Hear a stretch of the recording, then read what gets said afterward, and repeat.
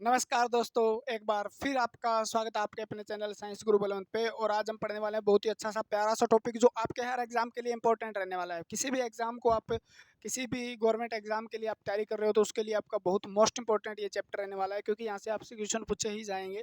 ठीक है, अगर आपको अच्छा लगे वीडियो तो शेयर करना, लाइक और कॉमेंट करके ज़रूर बताना। ठीक है, और उसके बाद हम स्टार्ट करते हैं हमारा चैप्टर जो आपके लिए इतना इंपॉर्टेंट है कि आप हद मानो। आज तक आपके समझ में नहीं आएगा, आज के बाद आपको इसमें कोई भी परेशानी नहीं रहेगी। हमारा चैप्टर आज सेल डिवीजन यानी कोशिका विभाजन। क्या पढ़ेंगे हम? सेल डिवीजन के बारे में पढ़ने वाले हैं। सेल डिवीजन के बारे में पढ़ने वाले हैं यानी कोशिका विभाजन के बारे में पढ़े हम। कोशिका विभाजन, कोशिका चैप्टर हमारा पूरा हो चुका है। कोशिका विभाजन के बारे में पढ़ने वाले हैं। बहुत से चैप्टर हमने कंप्लीट कर लिए हैं। ठीक है, तो आज कोशिका विभाजन क्या होता है इसके बारे में हम पढ़ेंगे। यानी विभाजन से ही आपको पता चल रहा है, जैसे भारत विभाजन हुआ था, इसमें पाकिस्तान और भारत, इंडिया मतलब दो देश बने थे। उसी प्रकार कोशिका के अंदर विभाजन होता है तो कुछ ऐसे ही क्या निकल के आते हैं, कुछ दो चीज़ें निकल के आती है, वो चीज़ हम पढ़ने वाले हैं। सबसे पहले हम जानते हैं कोशिका विभाजन की खोज किसने की थी। तो सबसे पहले ये क्वेश्चन आपका सबसे इंपॉर्टेंट बन जाता है। 1858 ईस्वी के अंदर किसने खोज की थी? तो रॉबर्ट विर्चो ने इसकी खोज की थी। मोस्ट इंपॉर्टेंट क्वेश्चन है, सबसे ज़्यादा पूछे जाने वाला क्वेश्चन है कोशिका विभाजन से। रॉबर्ट विर्चो यानी सबसे पहले रॉबर्ट विर्चो ने इसके बारे में बताया था भी कोशिका विभाजन कैसे होता है। आपने सेल के अंदर पढ़ा भी होगा, मॉडर्न सेल थ्योरी जो दी थी वो भी रॉबर्ट विर्चो के द्वारा दी गई थी 1855 ईस्वी के अंदर। उस से ही आगे उसने क्या बताया था? कोशिका विभाजन के बारे में बताया था। अगर आपसे पूछे इसका नाम किसने दिया था 1882 के अंदर, आपके नेगली फ्लेमिंग नामक वैज्ञानिक थे, उन्होंने इसको नाम दिया था। फ्लेमिंग नामक वैज्ञानिक थे, उन्होंने क्या नाम दिया था? कोशिका विभाजन। इसका नाम क्या दिया था? सेल डिवीजन नाम दिया था। ठीक है, इसको ये बात क्लियर होनी चाहिए। यानी फ्लेमिंग और नेगली ने नाम किसने दिया इस कोशिका विभाजन को? तो कोशिका विभाजन का नाम सबसे पहले टर्म जो कोइन की थी वो सेल डिवीजन किसने की थी? 1882 में नेगली एंड फ्लेमिंग। रॉबर्ट विर्चो ने इसके बारे में बताया था। ठीक है, रॉबर्ट विर्चो ने क्या बताया था? आपने सुना भी होगा, ओमनी सेलुला, ये सीधी आ जाती है स्टेटमेंट, ई सेलुला, ये किसने दी थी? ठीक है, ये ओमनी सेलुला, ई सेलुला, ये स्टेटमेंट रॉबर्ट विर्चो के द्वारा दी गई थी और इसके आधार पे इन्होंने मॉडर्न सेल थ्योरी दी, आपको पता हो तो। ठीक है, यानी ये किसने दी? तो इसका मतलब क्या होता है? यानी a cell come from pre existing cell. इसका मतलब क्या होता है? यानी कोशिका का निर्माण पुरानी कोशिका से ही होता है। कोशिका का निर्माण पुरानी कोशिका से ही होता है। इससे पता चलता है भी सेल कोशिका विभाजन से इसका निर्माण होता है। कोशिका का निर्माण है कोशिका पुरानी कोशिका से ही होता है। ठीक है, कोशिका का निर्माण किससे होता है? पुरानी कोशिका से होता है। इसके बारे में हम पढ़ेंगे। अब देखो, एम ओमनी सेलुला, ई सेलुला, ये स्टेटमेंट किसने दी? याद रखना है आपको, रॉबर्ट है विर्चो ने। किसने दी? रॉबर्ट विर्चो ने दी थी। ठीक है, इसका मतलब क्या? कोशिका का निर्माण है किससे होता है? पुरानी कोशिका से होता है। तो सेल डिवीजन के अंदर हमें क्या पढ़ने वाले हैं भी? एक सेल डिवीजन क्या है? एक नई कोशिका का निर्माण की एक प्रोसेस है। यानी एक ऐसी प्रक्रिया है जिसके द्वारा नई कोशिका का निर्माण होता है, इससे ज़्यादा कुछ नहीं है। यानी एक for a process of a new cell formation, यानी एक नई कोशिका का निर्माण की क्रिया क्या कहलाती है? कोशिका विभाजन कहलाती है। जैसे प्रकार से इसके अंदर हम देखते हैं भी एक कोशिका है। ठीक है, क्या है? एक कोशिका है। अब ये टूटेगी, मान लो टूट के क्या हो जाएगी? इसका अच्छे तरीके से विभाजन होगा और दो कोशिकाओं का निर्माण हो जाएगा। दो कोशिकाओं का निर्माण हो जाएगा। यानी ये बात है भी, इस कोशिका से कितनी आई? दो नई कोशिका आई। ये बात यहाँ से पता चलता है भी पुरानी कोशिका से नई कोशिका का निर्माण होता है। ठीक है, तो कोशिका विभाजन जो है वो क्या है? एक नई कोशिका बनाने की एक क्रिया है। क्या है? नई कोशिका बनाने की एक क्रिया है। यानी पुरानी कोशिका को क्या बोला जाता है? तो आप कहोगे जी इसको मदर सेल कहा जाता है, इसको पेरेंटल सेल या मदर सेल कहा जाता है। इसको क्या कहा जाता है? मदर सेल या मातृ कोशिका कहा जाता है। मातृ कोशिका, क्योंकि पुत्र को या पुत्री को जन्म देने के लिए किसकी, माता की बहुत बड़ी भूमिका रहती है। इसलिए इसको क्या बोल दिया, अभी एक कोशिका का जन्म ही दे रही है, एक नई कोशिका का निर्माण ही कर रही है, तो उसको हम मातृ कोशिका कहते हैं। और मातृ कोशिका से निर्माण किसका होगा, तो कोशिका एक क्या है, स्त्रीलिंग की तरह है, तो इसको बोलेंगे हम डॉटर सेल का निर्माण होता है, डॉटर सेल का निर्माण होता है, यानी होने वाली, क्योंकि ये भी आगे माँ बनेगी, पुत्री कोशिका, होने वाली निर्माण कोशिका को क्या बोलेंगे, पुत्री कोशिका। यानी कोशिका विभाजन क्या है, एक कोशिका से दूसरी कोशिकाओं का निर्माण करना ही कोशिका विभाजन है।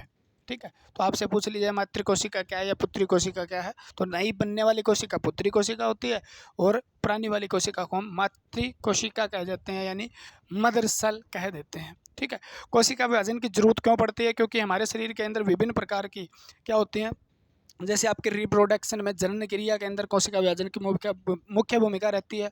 हमारा शरीर किससे बना है, कोशिकाओं से बना है।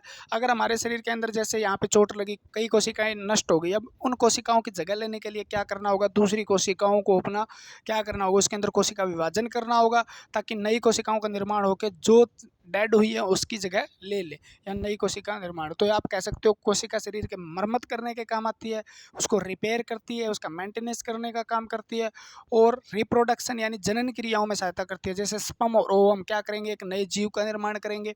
ठीक है, या कुछ सेल या कुछ कोशिकाएं ऐसी भी है जो अपने आप टूट के एक नए जीव का निर्माण कर देती है। जैसे बैक्टीरिया है, यानी जीवाणु टूटता है और क्या करता है, दो नए जीवाणुओं का निर्माण करता है। तो इस प्रकार से कोशिका विभाजन की हमें ज़रूरत पड़ती है हमारे ग्रोथ के लिए। शरीर में एक कोशिका थी जाइगोट, आज हमारे शरीर के अंदर अरबों कोशिकाएं हैं, तो वो किसके कारण, कोशिका विभाजन के कारण, यानी जाइगोट का विभाजन हुआ, उसके बाद अनेक प्रकार की कोशिकाएं बनी। ठीक है, तो हर चीज़ के लिए हमारे शरीर में हर एक्टिविटी जो है, यानी सेल कहीं पे भी नए सेल की ज़रूरत है, वहाँ पे क्या करना होगा, कोशिका को विभाजन करना होगा। तो कोशिका विभाजन क्या है, कोशिका का टूटकर अलग अलग नई कोशिकाओं का निर्माण करना कोशिका विभाजन होता है।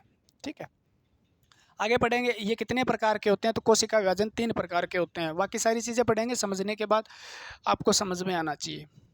क्लियर है, यानी कोशिका जो विभाजन है वो कितने प्रकार का होता है, इसकी टाइप कितनी होती है, यानी इसकी टाइप होती है 3। कितने प्रकार का होता है, ये 3 प्रकार का होता है, मुख्य रूप से 3 प्रकार का माना गया है। ठीक है, एक होता है ए माइटोसिस, दूसरा होता है माइटोसिस, और तीसरा होता है मियोसिस। सेल डिवीजन, ये लगा लेना, सेल डिवीजन, यानी असूत्री कोशिका विभाजन, असूत्री कोशिका विभाजन। एक बात तो ये हो गई। दूसरा क्या है जी, समसूत्री कोशिका विभाजन। यहाँ से क्वेश्चन क्या पूछे जाएंगे और आपको क्या याद करने की जरूरत है, वो चीज़ें मैं बताऊंगा। समसूत्री कोशिका विभाजन।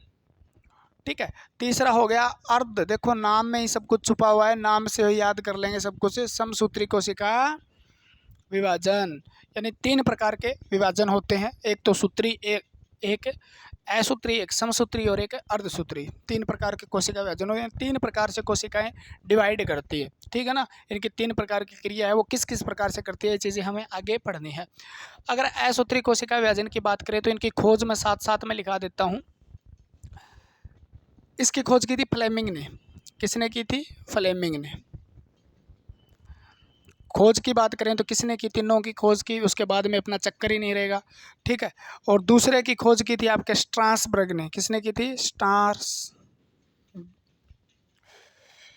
ने। किसने की, स्ट्रासबर्ग ने। और इसकी खोज की थी फार्मर व मुरे ने, फार्मर व मुरे नामक वैज्ञानिक ने। किसने खोज की थी, तो अगर आपसे पूछे असूत्री कोशिका विभाजन की खोज किसने, फ्लेमिंग ने की थी। आपसे पूछे समसूत्री विभाजन की खोज किसने की, स्ट्रासबर्ग ने की थी। और अर्धसूत्री विभाजन की खोज किसने की थी, तो फार्मर एवं मुरे ने की थी। ये तीनों आप साथ में लिख लेना, फिर हम पढ़ना शुरू करते हैं असूत्री कोशिका विभाजन के बारे में। यानी असूत्री कोशिका विभाजन होता क्या है, समसूत्री क्या होता है और अर्धसूत्री क्या होता है।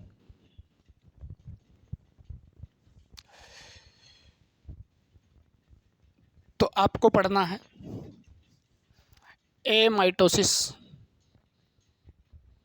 सेल डिवीजन, यानी आपको क्या लिखा मिलेगा, असूत्री कोशिका विभाजन। इसके अंदर सूत्र शब्द का मतलब क्या है ये देख लो पहले तो। सूत्र शब्द का मतलब होता है गुणसूत्र से। सूत्र शब्द का मतलब क्या है, गुणसूत्र से होता है। यहाँ पे क्या है, गुणसूत्र से। अगर मैं इसकी बात करूं तो no exact part of cell division, यह कोई प्रकार का कोशिका विभाजन का एक माने तो मतलब सही तरीका नहीं है। कोशिका विभाजन का सही तरीका नहीं माना जाता। रियल में कोशिका विभाजन का ये सही तरीका नहीं है। ठीक है, आप इस बात को ऐसे कह सकते हो, कोई अच्छा तरीका नहीं है। इसके अंदर कोशिका विभाजन जो होती है वो एक कोशिका, याद रखो, एक कोशिका, जो बातें याद रखनी है वो है एक कोशिका कितने भागों में टूटती है, दो भागों में, दो कोशिका का निर्माण करती है, दो कोशिका का निर्माण करती है। एक बात तो ये याद करनी है आपको। एक कोशिका कितने भागों में टूटती है, सूत्री कोशिका विभाजन में दो भागों में टूटती है और दो नई कोशिकाओं का निर्माण करती है। ठीक है, उसके बाद गुणसूत्र की संख्या समान रहती है। इसमें गुणसूत्र समान रहते हैं, यानी जो कोशिका के अंदर गुणसूत्र थे वो गुणसूत्र इसके अंदर भी समान रहेंगे, यानी गुणसूत्र दोनों कोशिका में समान मिलेंगे। यानी नई कोशिका का निर्माण हुआ। देखो यहाँ पे एक बात समझो, ये कोशिका थी, मैं मान लो उस कोशिका के अंदर कितने थे, 16 गुणसूत्र थे। कितने गुणसूत्र थे, 16 गुणसूत्र थे। ठीक है, गुणसूत्र आपने पढ़ा होगा, क्रोमोसोम जो है remain same in after division of cell, यानी कोशिका के विभाजन के बाद भी क्या है, क्रोमोसोम की संख्या जो है नंबर के अंदर वो सेम रहती है, उसके अंदर कोई भी बदलाव नहीं होता। यानी अगर इस कोशिका के अंदर 16 गुणसूत्र थे तो इस कोशिका को दो टूट गई, मान लो दो नई कोशिकाओं का निर्माण हुआ, इसमें भी 16 गुणसूत्र मिलेंगे, इसमें भी, यानी दोनों कोशिकाएं टूटी है। पहले सबसे बड़ी बात यह भी, कोशिका कितने भागों में टूटती है, दो भागों में। असूत्री विभाजन कोशिका कितने भागों में टूटती है, दो भागों में। असूत्री विभाजन में कोशिका कितने भागों में टूटती है, दो भागों में। यानी एक नई कोशिका से कितनी कोशिकाओं का निर्माण होता है, दो कोशिकाओं का निर्माण होता है। और गुणसूत्र हमेशा समान रहते हैं, गुणसूत्र हमेशा समान रहते हैं।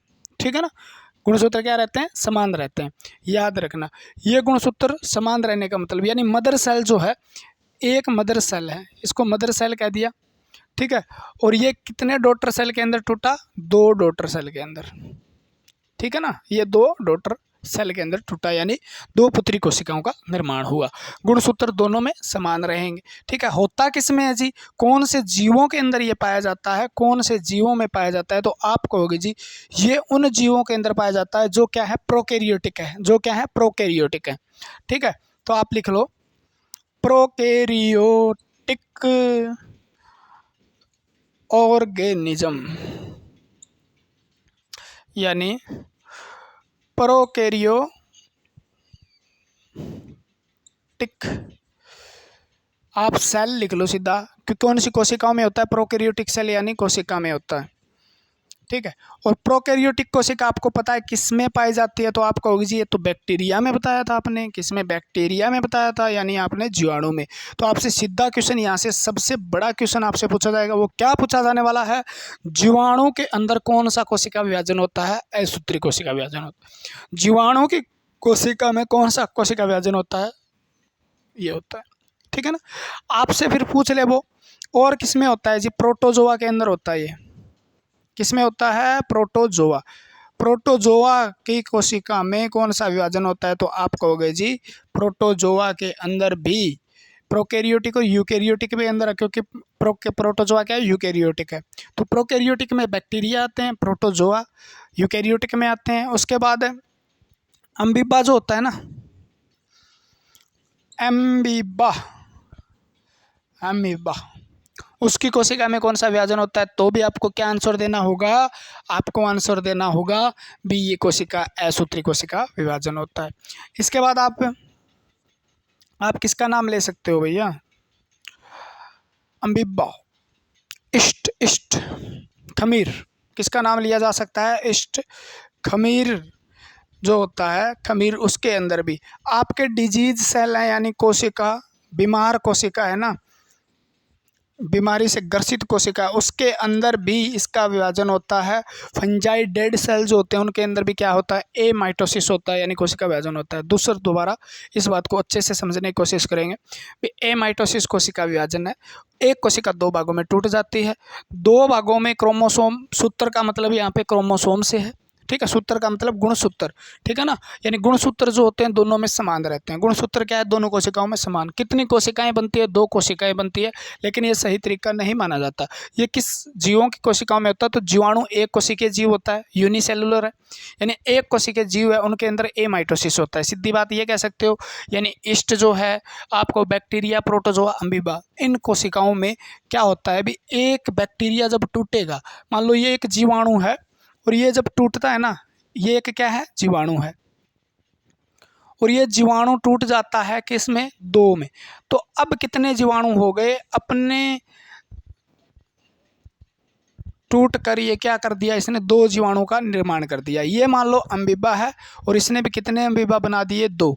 तो इस प्रकार से ये क्या करते हैं, अपनी संख्या के अंदर क्या करते हैं, वृद्धि करते हैं अपने, मतलब अगर इनके अंदर एसेक्सुअल रिप्रोडक्शन कहें तो सही होगा, क्योंकि ए माइटोसिस ए सेक्सुअल रिप्रोडक्शन ही है एक प्रकार का, जो क्या करता है, अलैंगिक जनन जीवाणुओं की संख्या बढ़ाता है, नए जीवाणुओं की उत्पत्ति करता है। अमीबा की संख्या बढ़ाता है, नए प्रोटोजोआ, खमीर, ये क्या करते हैं, ए माइटोसिस से अपना रिप्रोडक्शन कर लेते हैं।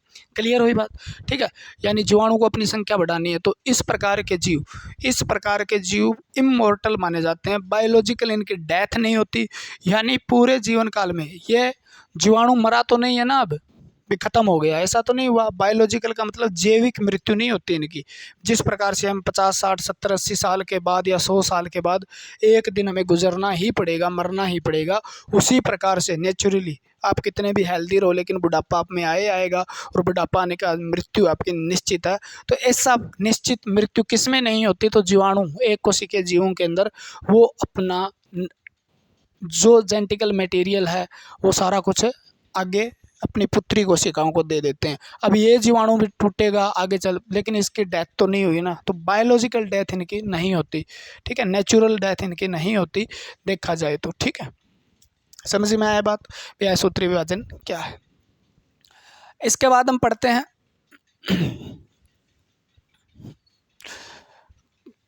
दूसरा हमारा माइटोसिस। क्या पढ़ेंगे हमें, माइटोसिस, यानी समसूत्री कोशिका विभाजन। समसूत्री कोशिका विभाजन, नाम से ही पता चला है, सम संख्या किसे कहा जाता है, जो दो से भाग होती है, यानी ये भी दो से, कोई ना कोई दो से मिलाप होगा। सेल डिवीजन है माइटोसिस, ठीक है। इसके अंदर भी क्या है, एक कोशिका जो है कितने भागों में टूटती है, दो कोशिका में टूटती है। एक मदर सेल कितनी डॉटर सेल का निर्माण करता है, दो कोशिका का, ठीक है। क्या होता है समसूत्री विभाजन में, सम और सूत्र का मतलब गुणसूत्र, ठीक है ना। यानी एक कोशिका दो कोशिकाओं में टूटती है, ये बात इसके लिए इंपॉर्टेंट है, ये क्वेश्चन पूछा गया बार बार। समसूत्री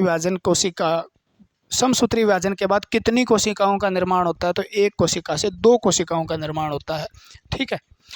उसके बाद गुणसूत्र इसमें भी समान रहते हैं, गुणसूत्र इसमें भी क्या है, समान रहते हैं। गुणसूत्र की संख्या क्या रहती है, समान रहती है। आप कहोगे जी पक्का, हाँ पक्का, गुणसूत्र जो है इसमें भी समान रहते हैं। यानी इसके अंदर भी एक कोशिका है, ये एक सेल है, और ये कितने कोशिकाओं में टूट जाएगा, अभी ये डिवाइड वो तो सेल साइकिल की बात है, इस प्रकार से डिवाइड करेगा, फिर बीच से टूट जाएगा और दो कोशिकाओं का निर्माण हो जाएगा। अब मैं कह दूं मानव के अंदर एक में कोशिका में कितने गुणसूत्र होते हैं, तो आप कहोगे जी 46 क्रोमोसोम होते हैं, ठीक है। और इसके अंदर भी कितने होने चाहिए, फिर 46 गुणसूत्र होने चाहिए, ठीक है, क्योंकि इस कोशिका में कितने गुणसूत्र थे, 46 गुणसूत्र थे, ठीक है, 46 गुणसूत्र थे। यानी गुणसूत्रों की संख्या नहीं बदलती। डिप्लॉइड सेल होता है, ये मान लो डिप्लॉइड सेल है, क्या है डिप्लॉइड सेल, यानी ये गुणित कोशिका है, गुणित कोशिका है। तो सेम की सेम ये क्या रहेगी, गुणित कोशिका, यानी डिप्लॉइड सेल से डिप्लॉइड सेल का ही निर्माण होगा। इन पे जोर क्यों दिया जा रहा है, ये आप बात अगले डिवीजन में समझोगे। गुणित कोशिका ही रही, यानी डिप्लॉइड सेल डिप्लॉइड ही रहेगा। क्लियर हुई बात। यानी अगर इस कोशिका में 46 गुणसूत्र है, हमारी कोशिका में कितने गुणसूत्र है 46, तो 2 टूट के जब बनेंगी तो इसमें भी क्या होगा 46 गुणसूत्र ही रहेंगे। 2 बात इंपॉर्टेंट थी, एक कोशिका से 2 कोशिका और गुणसूत्र समान रहते हैं दोनों में, 2 बात याद रखना। तीसरी बात, ये कौन सी कोशिका के अंदर होता है, तो ये सेल कौन सी है जिसके अंदर क्या होगा विभाजन होगा। तो आपके सारे के सारे यूकेरियोटिक सेल, या आप कहोगे सोमेटिक सेल, सोमेटिक या बॉडी सेल कह देते हैं इनको।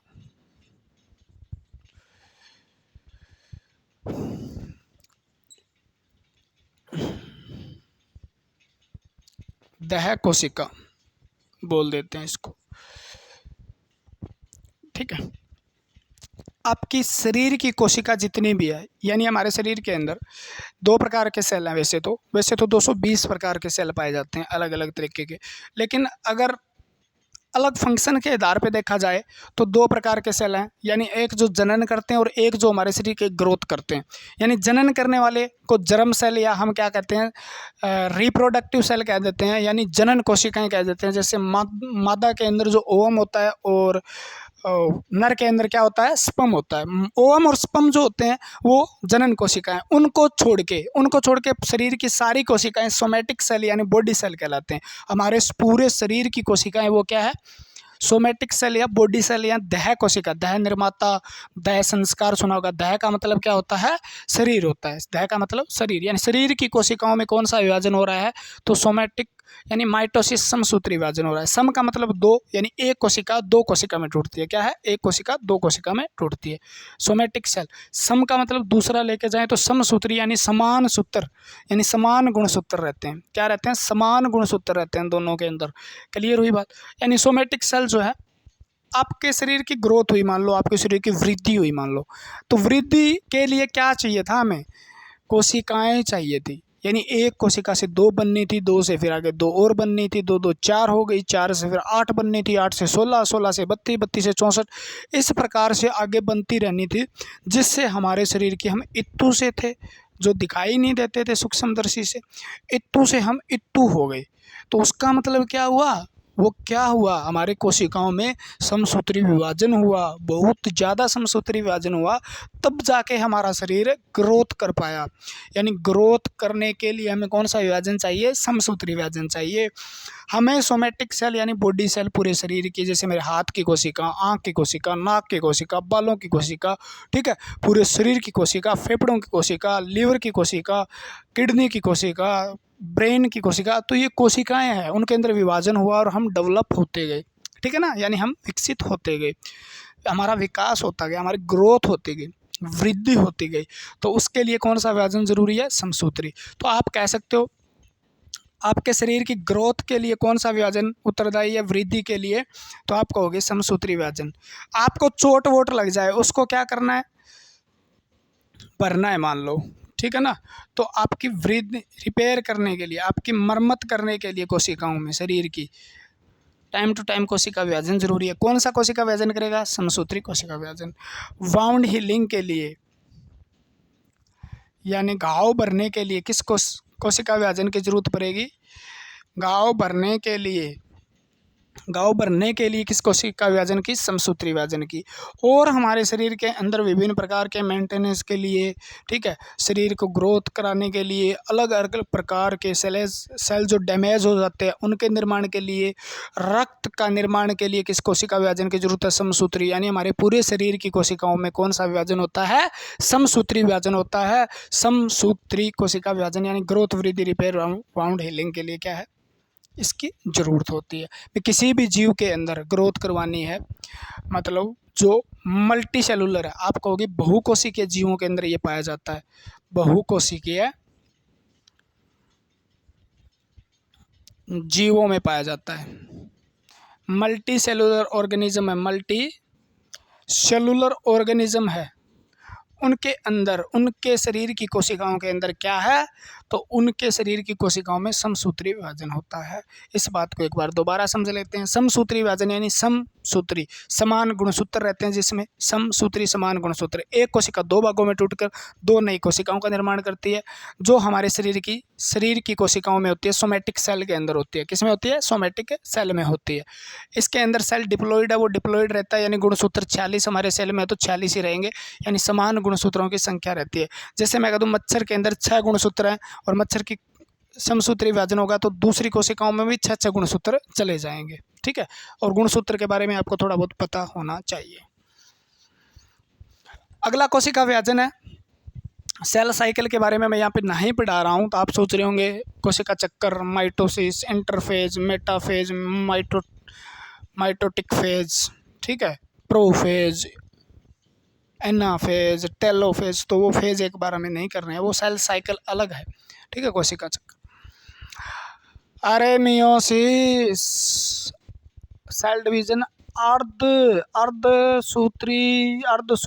विभाजन, इसके नाम से ही पता चल रहा है अर्धसूत्री विभाजन। अर्ध का मतलब आधा, अर्ध का मतलब है आधा, और सूत्री का मतलब है गुणसूत्र, गुणसूत्री का मतलब है गुणसूत्र। ठीक है, यानी ऐसा कोई विभाजन है जिसमें गुणसूत्रों की संख्या आधी रह जाती है।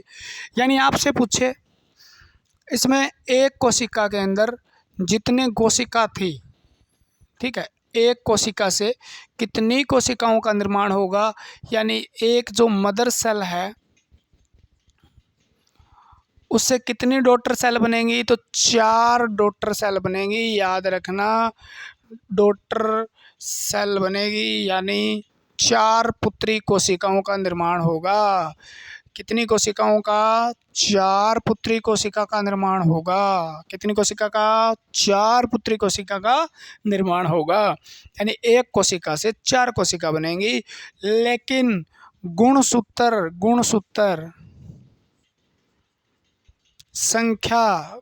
संख्या क्या हो जाएगी? आधी हो जाएगी। तो आधे गुणसूत्र रह जाएंगे, आधे गुणसूत्र रह जाएंगे। ठीक है, यानी आप कहोगे जी अगर हमारी कोशिका में कितने गुणसूत्र है? 46, तो आगे अगर कोशिकाएं कितनी हो गई? 4 कोशिका, तो चारों कोशिकाओं में कितने कितने चले जाएंगे? 23 गुणसूत्र चले जाएंगे। तो कितनी कोशिकाओं का निर्माण हुआ? 4 कोशिकाओं का। अर्धसूत्री कोशिका विभाजन में कितनी कोशिकाओं का निर्माण होता है? 4 कोशिकाओं का। और अर्धसूत्री विभाजन है उसमें गुणसूत्र कितने रह जाते हैं?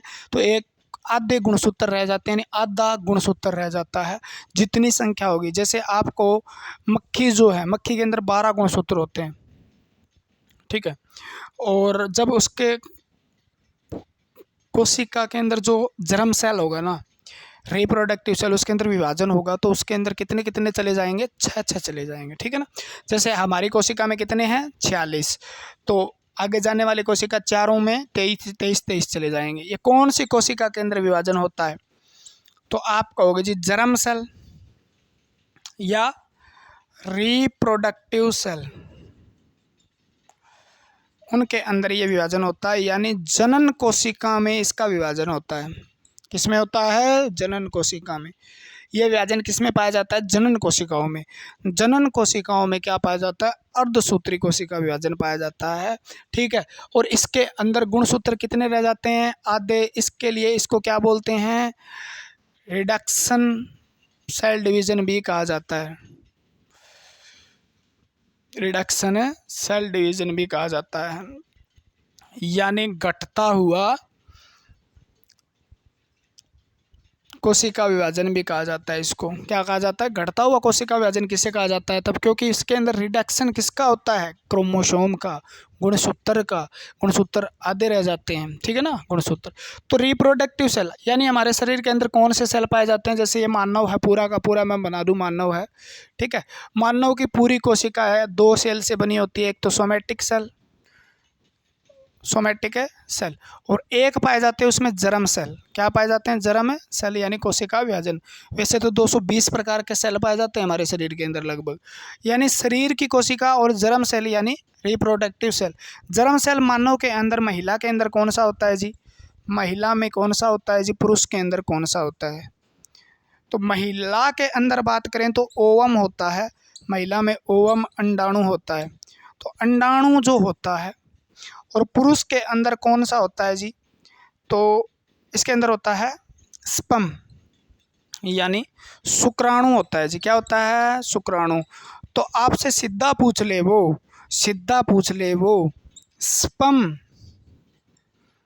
ओवम, शुक्राणु और अंडाणु जो होते हैं यानी गैमेट सेल जो है मेल और फीमेल के, गैमेट सेल यानी अंडाणु और शुक्राणु, उसके अंदर कौन सा विभाजन होता है? तो आप कहोगे जी अर्धसूत्री कोशिका विभाजन होता है, गुणसूत्र आधे रह जाते हैं। क्योंकि आपने देखा भी होगा ये स्पर्म है, ठीक है, स्पर्म है, स्पर्मेटोजोआ होता है। इससे क्या बना? 2 कोशिका पहले ही इससे बनती है, देखो 2 कोशिका। अब इससे 2 कोशिका टूटती है, ठीक है। पहले जो विभाजन हुआ उसमें 46 गुणसूत्र थे, ये स्पर्म है मान लो, और इसमें भी 46 थे, इसमें भी 46 थे। इसको मियोसिस 1 बोलते हैं और इसको मियोसिस 2 बोलते हैं, ठीक है।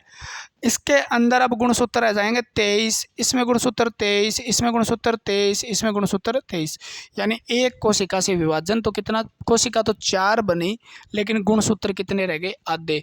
तो शुक्राणु और अंडाणु दोनों के अंदर ऐसा ही होता है, उसके अंदर गुणसूत्र क्या रह जाते हैं? आधे रह जाते हैं। क्योंकि ये इस प्रकार की प्रक्रिया है, या तो आपके जो जनरेशन है उसमें वेरिएशन ले आने के लिए 2 जीवों के मिलन से, यानी 2 कोशिकाओं के, क्योंकि अंडाणु और शुक्राणु जब मिलेंगे तब एक जाइगोट का निर्माण होता है। आपको पता होना चाहिए, आपने रिप्रोडक्टिव को जो चैप्टर पढ़ा है।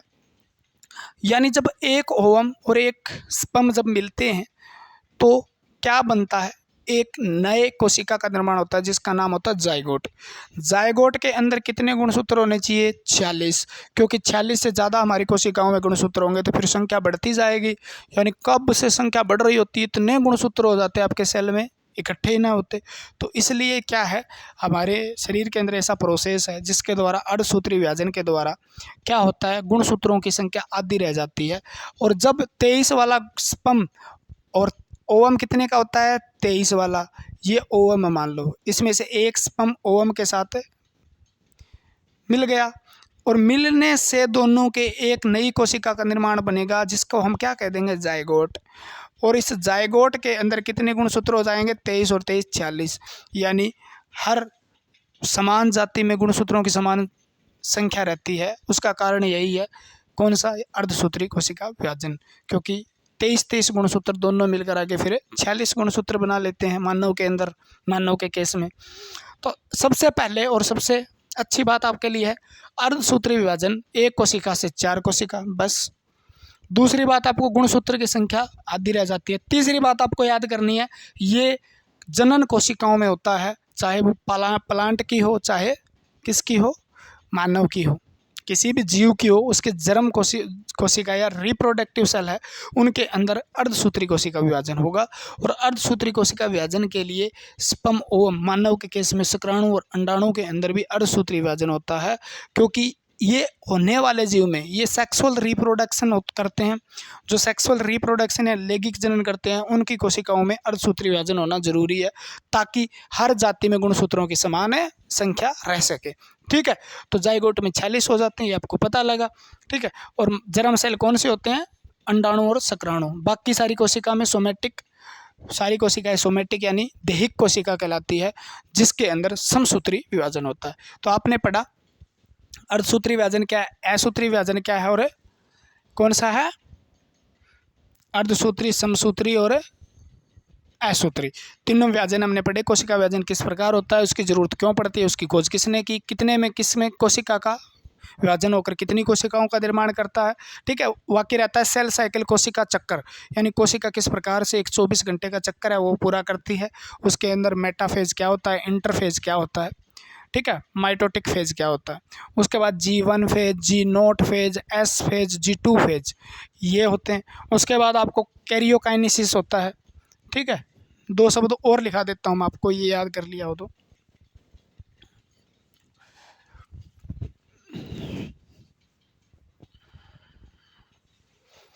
एक आपको याद रखना, ये शब्द याद रखना, यहाँ से क्वेश्चन आ जाता है, कैरियो काइनेसिस, और एक आता है साइटोकाइनेसिस। साइटोकाइनेसिस, साइटो का मतलब क्या है? कोशिका, ठीक है। और कैरियो का मतलब है केंद्रक,